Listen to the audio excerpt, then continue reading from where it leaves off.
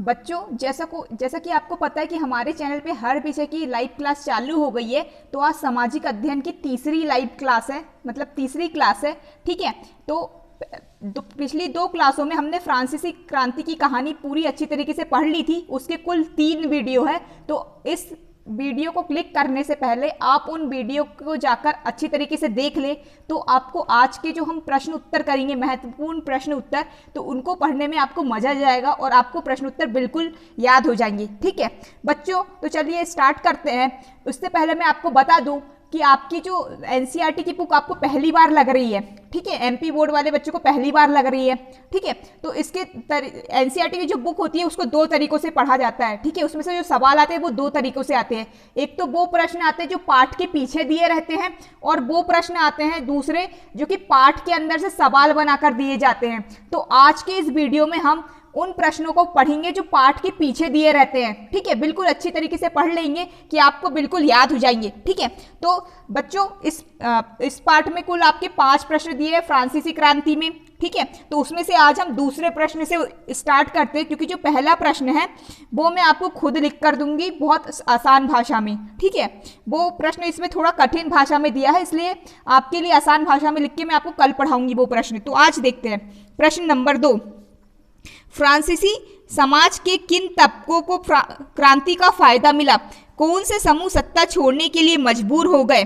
क्रांति के नतीजों से समाज की किन समूहों को निराशा हुई होगी? ठीक है बच्चों, मैंने आपको बताया था पाठ में कि फ्रांसीसी समाज था वो 3 एस्टेट में विभाजित था या डिवाइड था।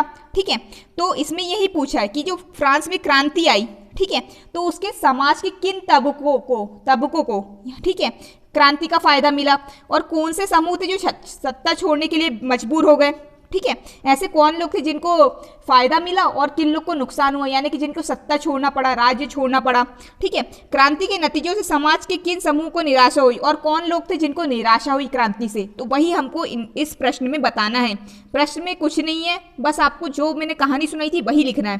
ठीक है, फ्रांसीसी समाज के किन को क्रांति का फायदा मिला? ठीक है, पहले प्रश्न का उत्तर। ठीक है, इस क्रांति से किसानों तथा मजदूरों का शोषण समाप्त हो गया। ठीक है बच्चों, मैंने आपको बताया था कि फ्रांसीसी समाज जो था वो 3 एस्टेट में डिवाइड था। ठीक है, 3 एस्टेट में विभाजित था। तो ऊपर के जो 2 एस्टेट थे, ठीक है, 2 वर्ग जो थे वो अत्याचार करते थे, और जो नीचे के जो वर्ग तृतीय स्टेट थे, ठीक है, चलो मैं आपको बता देती हूँ कॉपी में जो मैंने बनाया था। ठीक है, तीसरा स्टेट जो था, तृतीय स्टेट था, उसमें बड़े व्यापारी थे, अदालती कर्मचारी, ये सब आते थे।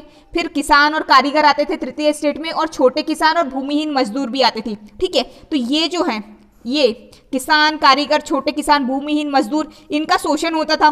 ठीक है, तो इनका शोषण होना बंद हो गया। ठीक है, मजदूर को उचित मजदूरी मिलने लगी। पहले क्या होता था, मजदूर को उचित मजदूरी नहीं मिलती थी। ठीक है, किसान करों के बोझ से मुक्त हो गए, साथ ही वकील, डॉक्टर, शिक्षक, लेखक, व्यापारी तथा दुकानदारों की सामाजिक तथा राजनीतिक क्षेत्रों में प्रतिष्ठा बढ़ी तथा उनके विकास के लिए वातावरण का निर्माण हुआ।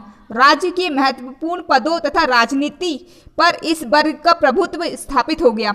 ठीक है बच्चों, पहले होता क्या था, पहले प्रथम और द्वितीय स्टेट के लोग ही सारा कुछ अपने पास रखते थे, उनको विशेष अधिकार प्राप्त होते थे। और जो तृतीय स्टेट के जो लोग हैं, ठीक है, देखो ये प्रथम स्टेट में कौन आता था, पादरी वर्ग आता था, द्वितीय में कुलीन वर्ग, तृतीय में बड़े व्यापारी, फिर किसान वगैरह, फिर छोटे किसान। ठीक है, तो ये जो तृतीय स्टेट था इसको फायदा मिला क्रांति से। ठीक है, और जो प्रथम और जो द्वितीय स्टेट है इनको हटना पड़ा। ठीक है, इनको निराशा हुई इस क्रांति से। तो वही आपको बताना है, इसमें कुछ नहीं करना है, बस आपको ये लिखना है कि तृतीय स्टेट के लोग, बड़े व्यवसायी, व्यापारी, अदालती कर्मचारी, वकील आदि, ठीक है, इन सबको फायदा मिला। किसान कारीगर को फायदा मिला। ठीक है, मजदूर को उचित मजदूरी मिलने लगी। किसान करों के बोझ से मुक्त हो गए, क्योंकि उनको बहुत ज़्यादा कर देना पड़ता था। 2 तरह के कर देना पड़ता था, एक तो उनको पादरी प्रथम स्टेट के लोगों को कर देना पड़ता था, चर्च को कर देना पड़ता था, और दूसरा राज्य को कर देना पड़ता था। ठीक है, तो चर्च वाला कर जो था वो हट गया था। ठीक है, और साथ ही और ये जो तृतीय स्टेट के जो लोग थे, ठीक, कौन कौन थे, वकील, डॉक्टर, शिक्षक, लेखक, व्यापारी, दुकानदार। ठीक है, इन लोगों को क्या हुआ, इनको जो सामाजिक और जो राजनीतिक क्षेत्रों में ना इनकी प्रतिष्ठा बढ़ी, मान बढ़ा। ठीक है, इनके मतलब मैंने आपको बताया था कि फिर वहां पे चुनाव होने लगा था, ठीक है, तो इनको चुनाव के अधिकार मिले, ठीक है, और उनके विकास का वातावरण का निर्माण हुआ। राज्य के महत्वपूर्ण पदों तथा राजनीतिक में इस वर्ग का प्रभुत्व स्थापित हुआ, ठीक है, तो ये जो वर्ग था वो राजनीति में ये ऊंचे ऊंचे स्थान पर आ गया, ठीक है। अब कौन से समूह सत्ता छोड़ने के लिए मजबूर हो गए, ठीक है, कौन से समूह सत्ता छोड़ने के लिए मजबूर हो गए दोस्तों? जो प्रथम एस्टेट और द्वितीय एस्टेट का जो लोग थे वो लोग सत्ता छोड़ने के लिए मजबूर हो गए, ठीक है।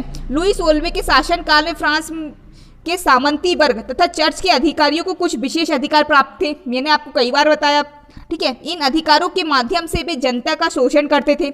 उच्च सरकारी नौकरियां पर सामंती वर्ग का अधिकार था। चर्च के अधिकारी शासन में हस्तक्षेप करते थे।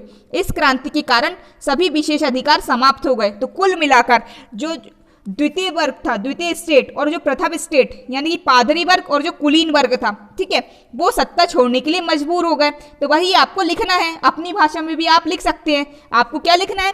लुईस ओल्वे के शासनकाल में फ्रांस के सामंती वर्ग तथा चर्च के अधिकारियों को कुछ विशेष अधिकार प्राप्त थे, ठीक है, इनको जन्म से ही विशेष अधिकार प्राप्त थे, ठीक है। तो इन अधिकारों के माध्यम से वे क्या करते थे? जनता का शोषण करते थे। उच्च सरकारी नौकरियों पर सामंती वर्ग का अधिकार था, ठीक है। इन चर्च के अधिकारी शासन में हस्तक्षेप करते थे, ठीक है। इस क्रांति के कारण सभी विशेष अधिकार समाप्त हो गए। तो ये जो वर्ग था, इन दोनों वर्गों को सत्ता छोड़नी पड़ी। बहुत आसान है, ठीक है। अब तीसरा प्रश्न, ठीक है, क्रांति के नतीजों से समाज में किन समूह को निराशा हुई होगी? ठीक है, क्रांति के नतीजों से किन को निराशा हुई होगी? जिनको सत्ता छोड़ना पड़ा, ठीक है, उन्हीं को निराशा हुई होगी। सत्ता किनको छोड़ना पड़ा? पादरी वर्ग और कुलीन वर्ग, और जो राजतंत्र में जो मंत्री वगैरह थे उनको सत्ता छोड़नी पड़ी, तो उन्हीं को निराशा हुई होगी, ठीक है। इस क्रांति के कारण पादरी वर्ग, ठीक है, पादरी वर्ग, कुलीन वर्ग तथा राजतंत्र समर्थकों व महिलाओं को निराशा हुई होगी, ठीक है। पादरी वर्ग और कुलीन वर्ग और राजतंत्र के जो समर्थक यानी कि जो मानते थे, राजतंत्र के समर्थक यानी कि सिर्फ राजा का रूल होना चाहिए, राजा का शासन होना चाहिए, राजा जो चाहे वो कर सकता है, ठीक है, यानी कि जो मंत्री वगैरह रहेंगे उनको। और महिलाओं को निराशा क्यों हुई होगी?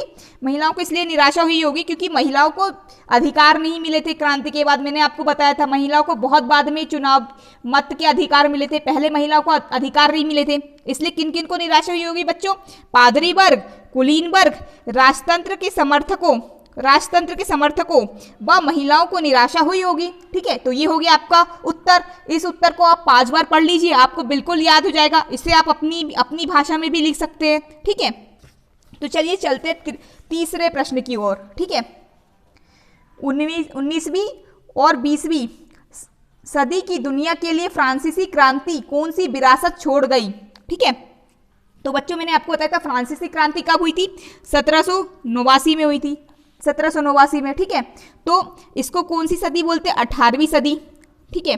जो सदी रहती है ना, वो जैसे कि अभी 2021 चल रहा है, 2000 चल रहा है, तो इसको बोलते हैं 21वीं सदी। जब 1700 चल रहा था तब उसको बोलते थे 18वीं सदी, जब 1700 वाले सन चल रहे थे, ठीक है। जो सदी होती है वो एक आगे चलती है, ठीक है।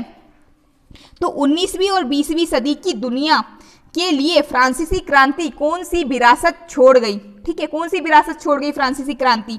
ठीक है, तो हमने देखा कि फ्रांस ने जो कदम उठाया, फ्रांस की जनता ने अपने राजा को उखाड़ के फेंका, तो बाकी देश जो थे वो भी इंस्पायर हुए होंगे, ठीक है, उनमें भी जोश आया होगा कि हम भी अत्याचार खत्म कर सकते हैं, ठीक है। तो हमको यही बताना है कि जो फ्रांस की क्रांति थी तो उसको बाकी की जो दुनिया थी, बाकी की दुनिया के जो लोग थे, जो भी अपने राजा से परेशान थे, अपनी सरकार से परेशान थे, तो उनको क्या प्रेरणा मिली हुई होगी, ठीक है। तो हम वही देखेंगे, ठीक है, और कौन सी विरासत वो लोग छोड़कर गए होंगे, ठीक है।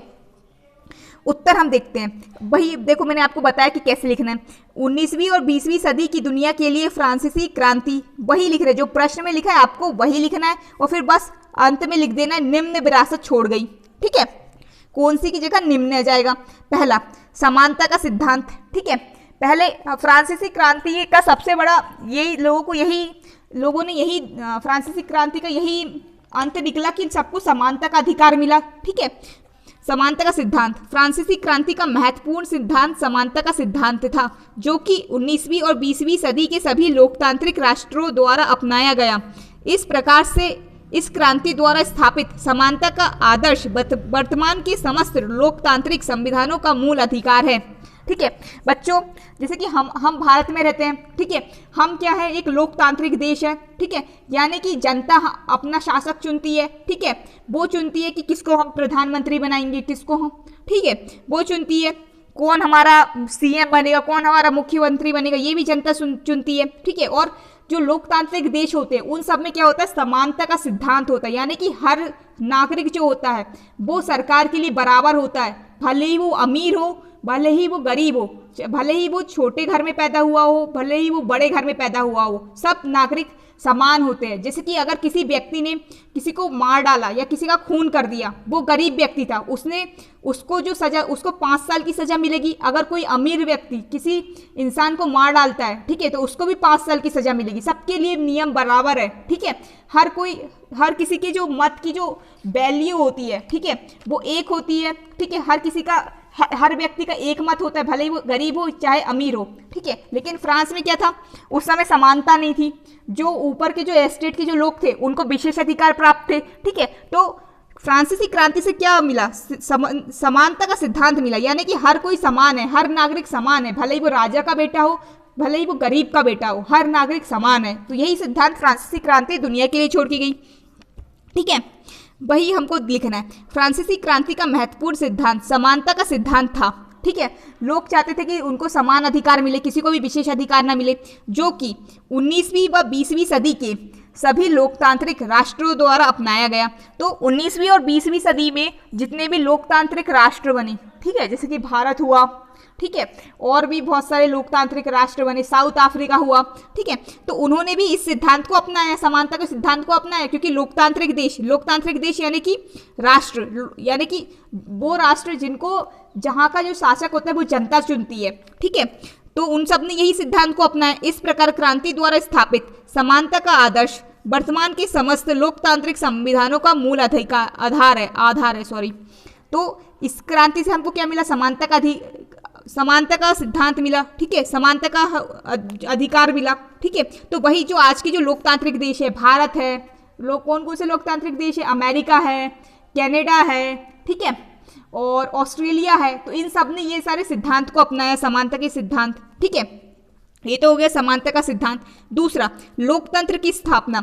ये जो लोकतंत्र का जो उदय हुआ ना बच्चों आज के मॉडर्न दुनिया में, ठीक है, आधुनिक विश्व में, तो फ्रांस से हुआ। क्योंकि वहाँ के लोकतंत्र क्या होता है, लोकतंत्र ऐसे देश को बोलते हैं या ऐसे राष्ट्र को बोलते हैं जहाँ पे जो शासक रहता है वो जनता खुद चुनती है, मत से चुनती है, ठीक है, अपना मत देकर चुनती है, वोट डाल के चुनती है। तो ये कॉन्सेप्ट कहाँ से आया, ये कॉन्सेप्ट आया फ्रांस से, ठीक है, क्योंकि फ्रांस में भी लोगों ने अपना शासक चुनना तय किया। तो वहीं से दुनिया जो 19वीं और 20वीं सदी के जो देश थे उनको प्रेरणा मिली।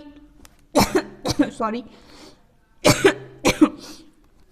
फ्रांसीसी क्रांति ने राजतंत्र की कमजोरियों और कमियों को विश्व के समक्ष उजागर कर दिया, ठीक है।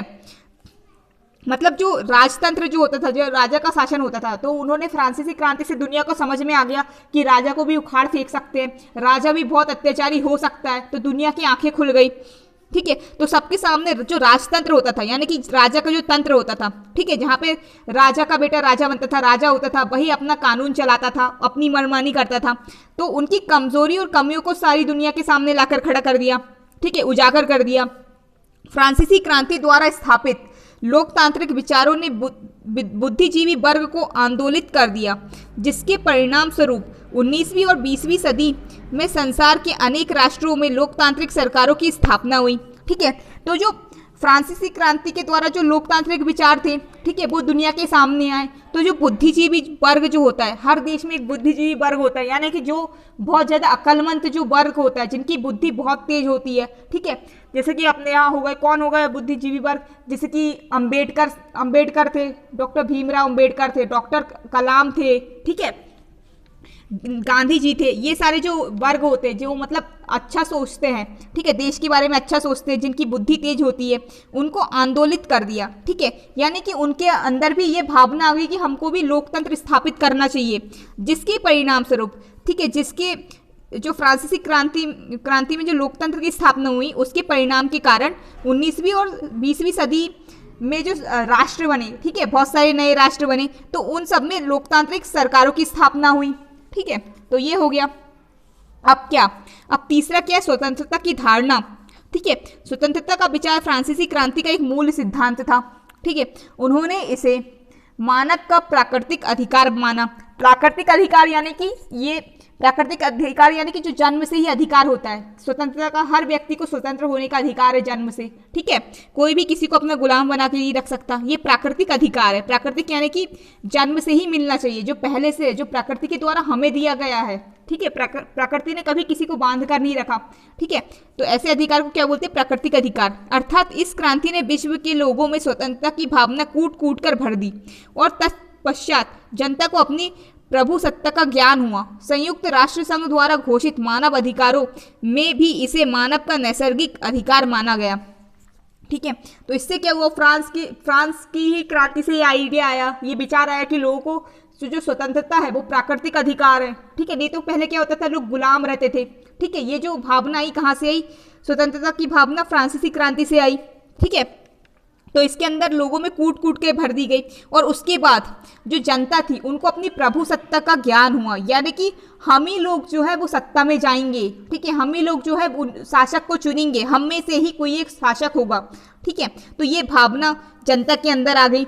और संयुक्त राष्ट्र संघ जो होता है, ठीक है, संयुक्त राष्ट्र संघ होता है यानी कि जो बहुत सारे देशों का एक संघ है। ठीक है, पूरे दुनिया में जितने भी देश है, बहुत सारे देश है, उनका संघ है, उसको बोलते हैं संयुक्त राष्ट्र संघ। ठीक है, तो उन्होंने अपने मानव अधिकार, संयुक्त राष्ट्र संघ के मानव अधिकार होते हैं, उनमें उसने स्वतंत्रता का जो अधिकार है उसको नैसर्गिक अधिकार बना दिया। ठीक है, यानी कि सबसे जरूरी अधिकार बना दिया। ठीक है, बंधुत्व के विचार, इस क्रांति ने बंधुत्व के विचार को विश्व में फैलाया। ठीक है, बंधुत्व यानी कि भाईचारे का विचार। ठीक है, ठीक है, सारे विश्व में फैलाया। क्योंकि देखो बंधुत्व का विचार कैसे, जब जनता साथ में मिलकर आई। ठीक है, जो जनता थी, जो परेशान जनता थी, भले ही कोई गरीब हो, भले ही कोई वकील हो, भले ही कोई किसान हो, भले ही कोई मजदूर हो, ये लोग सब साथ में मिलके आए, महिला पुरुष, और इन्होंने राजा को उखाड़ के फेंका, अत्याचारी राजा को उखाड़ के फेंका। तो ये जो इससे क्या हुआ, लोगों को समझ में आया कि अगर हम बंधुत्व के विचार से बंधे हुए रहेंगे, यानी कि हम एक दूसरे को भाई समझेंगे, भाई बहन समझेंगे। ठीक है, तो हम पे कोई भी राजा अत्याचार नहीं कर सकता। ठीक है, तो ये विचार भी विश्व में फैलाया गया। ठीक है, तो बच्चों फिर से देख लेते हैं। समानता का सिद्धांत, लोकतंत्र की स्थापना, ठीक है, स्वतंत्रता की धारणा, बंधुत्व के विचार। ठीक है, बंधुत्व के विचार। ठीक है, इस प्रकार यह एक ऐसी क्रांति थी जिसमें आज़ादी, समानता और भाईचारे जैसे विचारों को अपनाया। 19वीं और 20वीं सदी के प्रत्येक राष्ट्र के लोगों ने ये विचार के आधारभूत सिद्धांत बनाए गए। ठीक है, फिर जितने भी नए लोकतांत्रिक देश बने तो उन सभी देशों ने ये विचारों को अपनाया। ठीक है, ये बहुत इंपॉर्टेंट क्वेश्चन है बच्चों, इसको अच्छे से पढ़िएगा आप। ठीक है, अगर आपको इसमें कठिनाई होगी तो बता दीजिएगा। अगर आप चाहते हैं कि ये इसका प्रश्न का उत्तर मैं अपनी भाषा में लिखकर और आसान भाषा में लिखकर बताऊं तो आप कमेंट करके बताएं कि अगर आपको इस किताब की भाषा समझ में नहीं आई है तो मैं आपके लिए अपने हाथों से उत्तर बना दूंगी आसान भाषा में और आपको PDF दे दूंगी। ठीक है, ये कमेंट करके जरूर बता दीजिए। प्रश्न 4। ठीक है, प्रश्न 4, उन जनवादी अधिकारों की सूची बनाएं जो हमें मिले हुए हैं और जिसका उद्गम फ्रांसीसी क्रांति में है। ठीक है, तो हमें उन अधिकारों की सूची बनाना है जो हमको मिले हैं।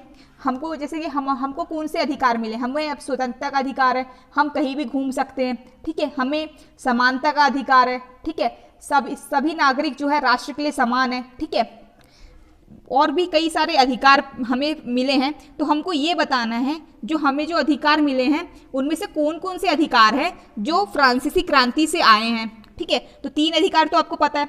ठीक है, सिद्धांत, स्वतंत्रता, समानता और ठीक है, तो हमको बताना अधिकार यानी कि जो हमसे कोई छीन नहीं सकता। हमको क्या क्या अधिकार है, हमारे कॉन्स्टिट्यूशन यानी हमारे संविधान ने हमें कौन कौन से अधिकार दिए हैं। ठीक है, स्वतंत्रता का अधिकार, ठीक है, बराबरी, समानता का अधिकार, ठीक है, शिक्षा का अधिकार, ऐसे कई सारे अधिकार हैं जो हमारे संविधान ने हमको दिए हैं। तो हमको ये बताना है कि उन अधिकारों में से कौन से ऐसे अधिकार है जो फ्रांसीसी क्रांति से आए हुए हैं।